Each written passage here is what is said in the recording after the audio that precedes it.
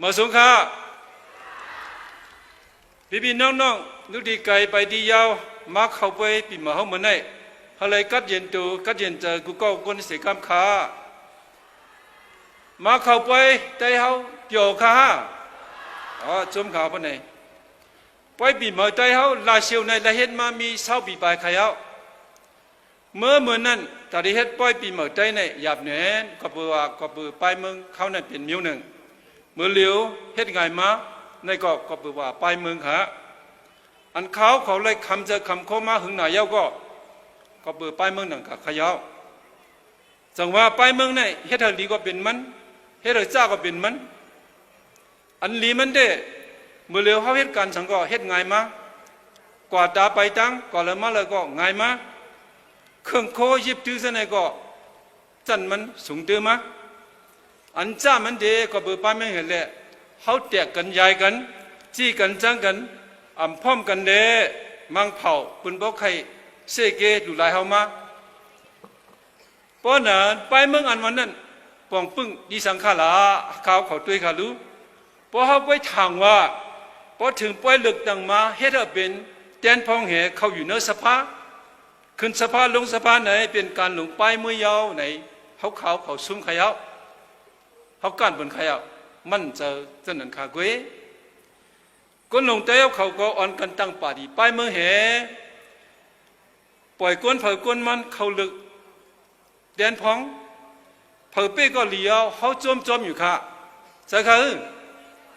ก้วยหนาก็เป็นแดนพองเขาเนื้อสภากว่านั้นมันสืบเพชรสังปันอะไรเขาไหนนั่นใครผู้ค้าก็เปิดว่าพอมีป่วยเลือกตั้งหนึ่งปอกไหนก้นเบิ้งเลยเจอสุกซักยุ่งอย่างจอมเหนียนขาเขาก็ใครก้นเผาเป้เละบางทีไล่หมอกันจีน่าตำตากันตีไอแลนด์น้องใจผู้นายได้ลูกคุยก็ป้อมใครนัดต่อกันได้ขาเมื่อไปเลือกตั้งเดฮักหอมกันเตะไว้เลือกตั้งยาวก็ใครจ้าใครจังกันมาในเป็นดีเจอเรียกข้อข่มจะได้ขาพี่น้องมาปล่อยเขาอ่อนกันว่าแจนพองไหนปุ่นพรเขาเจ้าเนื้อสภาในเป็นสังไหนจงใครผู้ข้าหือจอมหนังลักเมืองเหมือนไหนบุญพรหลงแจนพองเขาเจ้า6 ปาก 64ก้อนไหนตีไล่แต้มออกเปิงอุบัติเหตุนำค้าปุ่งแต่มันพอเงินเข้าสู่1 ปีมี20 เสียนไหนจะไล่ซ้อคนกาหือพอ50 เสียนไหนจะไล่ซ้อกาหือปากเสียนจะไล่บันกาหือได้เป็นอุบัติเหตุอันขยะพอเขาเหตุการหลงเจ้าการได้ก็เหตุการได้จะไล่ปันเงินโหเลือนตีเกี่มันกาหือในก็เป็นอุบัติเหตุอันค่ะพอตั้งป่าดีป้ายเมืองตีเกี่มันจะไล่เข้าเลือกหลายองตีในก็เป็นอุบัติเหตุอันหนึ่งในอุบัติเหตุในมันนำเหนียนค่ะในได้เป็นปุ่นพรหลงแตนพองเขาอยู่ในสภาค่ะชื่อว่าเพราะเป็นแตนพองเขาในสภาเย้าก็เฮ็ดบันไลกุเมียวอันเขาใครเป็นเหมือนหนังน้ำว่าไผว่าตังโขห้องเห็นห้องยาการให้นะอันหยับเจอเขาจะไหนมันจะการจะไหนค่ะการจะไหนเป็นการภายในเป็นการหลงปองสุยาค่ะข้าใครลัดนี้การจะไหนเป็นการแตนพองเป็นการหลงปองสุยาผู้ปองเขา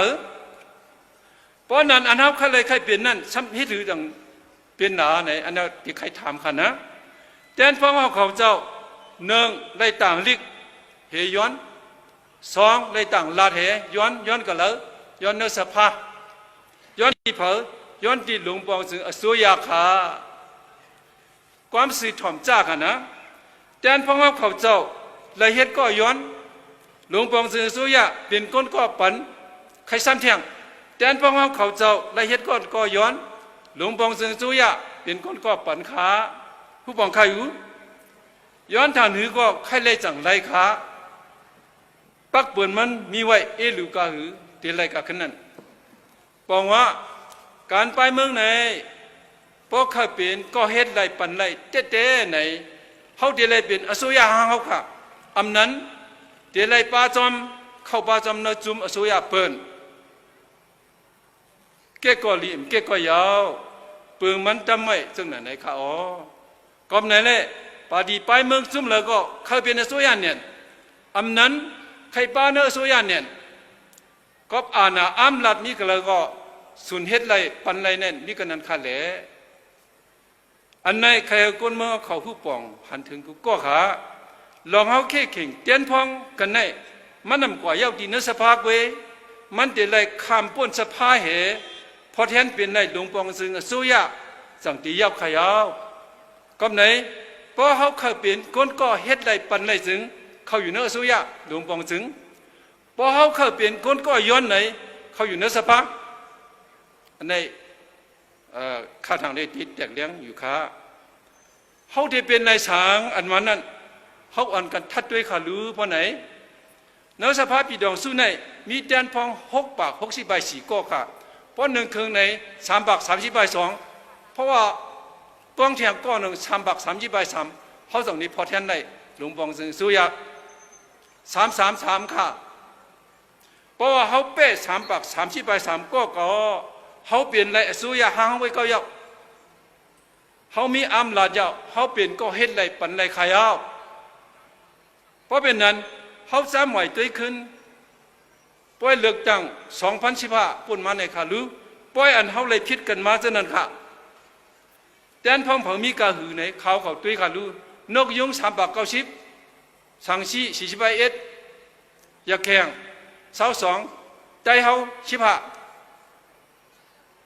แต่เอา15 ขากำเนิดถึงป่วย2000มาในจะเป็นเจ้าหือเผาหูเสดาก็ปุ่นดาปอกไปเอาลักเมือง2 เฮงไปเปียด2,000ไปเปียดในวันไหน